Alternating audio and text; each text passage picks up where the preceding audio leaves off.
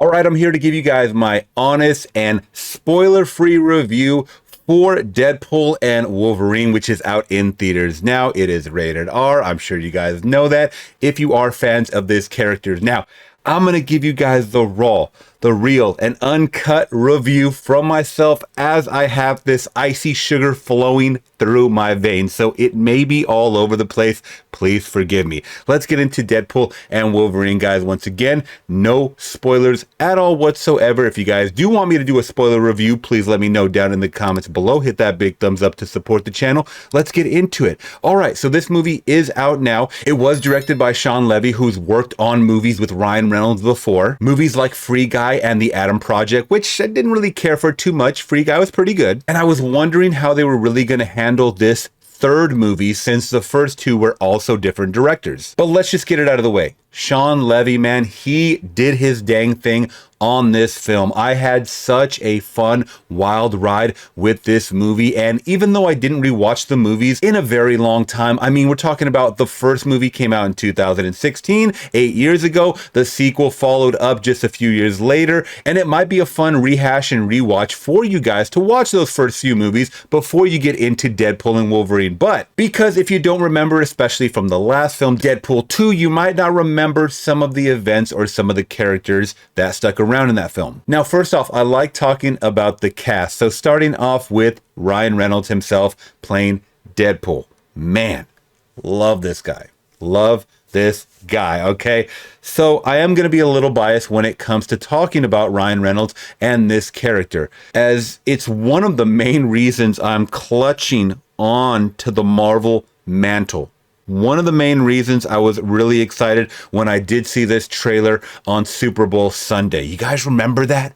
Super Bowl Sunday? The big deal was that they were dropping the Deadpool and Wolverine trailer, and they did, and it had the world talking, even more than the Super Bowl. But that's what got me so hyped for this summer. And man, I gotta just say, this is gonna be a summer blockbuster type of movie. I want to say that even if some of you guys do have that Marvel superhero fatigue like I did, and I stopped watching superhero movies for a few years, I felt like I was able to just jump back on the saddle with this one because of how fun it was. It was so meta. It was so gory. It had its emotional beats, which I'll get into. But let me say that Deadpool, once again, feels fluid, even though it's been 6 years since the last one. He jumps right back in the saddle, zips up that red suit, and his mouth starts flapping. Now, one thing a lot of people were saying that I saw online on Twitter on some early reviews is that some of these cameos, which I'm not going to get into because it's a huge spoiler plot that will really damper your day if you find out who's in this movie before you go see it. Some people were saying that the cameos outshined Deadpool and Wolverine's performance. I gotta disagree 100%. This movie's just a little over 2 hours, and thank God they didn't do the Marvel treatment and do a 2 hour and 45-minute movie. That would have ruined the experience, okay? So, Hugh Jackman returning as Logan, returning as the Wolverine, returning as our yellow suited X-Men Wolverine, which they do poke fun of throughout the whole movie. I thought it was great, but once again, Logan's back, and it feels like Hugh Jackman just jumped back in the saddle, so to speak, suited up. He looks fantastic. He sounds fantastic. He's built for this character. How people say Robert Downey Jr. was built for Iron Man, Hugh Jackman was built and will always be my Wolverine. Love that guy to death. I'm so glad he agreed to come back to do this film.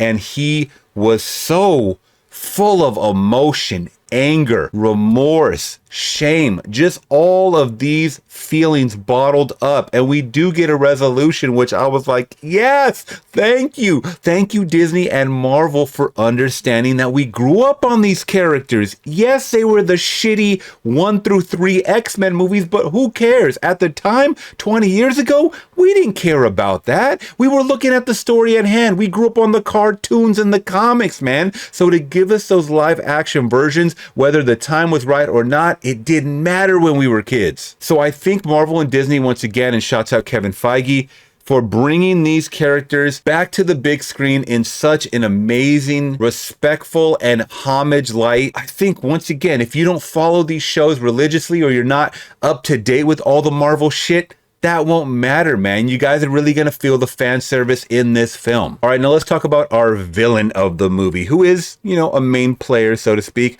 Emma Corrin playing Cassandra Nova. Now, if you know that character, look it up. I'm not going to explain who she is because in the trailer, I don't think she says who she is, or they don't allude to who she's part of or what franchise she could be a part of. I'm going to let you guys just discover that on your own or do your research on your own.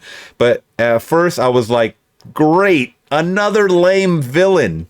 No, she actually grew on me a lot. Her powers were fantastic. And by the end, I was like, this is an awesome villain. So Deadpool and Wolverine have to team up to fight this foe and achieve the mission at hand. That's all I'm going to say. Now, the story of this, I don't know if I can explain, guys, without getting into a lot of spoiler territory, but our two lovable foul-mouthed goofs, they do meet up under unfortunate circumstances. They have to travel to another unnamed location, which I'm just going to say unnamed if I don't want to specify what I'm talking about or give spoilers whatsoever. All of our amazing cameos ensue. We find out that there's a larger plan at hand. And once again, they got to come together for the greater good. That's all I'm going to say, but I really liked it because it wasn't too mental gymnastics for me. I mean, someone as dumb as I could understand it, and I think someone as dumb as you possibly could understand it. You don't have to be a Marvel nerd, you know, and follow all the shows once again or all the movies once again. You don't have to dissect all the freaking post-credit scenes and do all that. I think they made sure that you didn't have to be one of those Marvel nerds in this movie, and kudos to you guys for doing that. God, I hate when they make it Easter egg after Easter egg that I didn't catch initially. I feel like I caught a lot, but I know I'm going to be going back to watch those Easter egg or explain videos after this. Now, once again, going back to our main players of Deadpool and Wolverine, there's a lot of fighting, man. It ain't kumbaya once they meet up.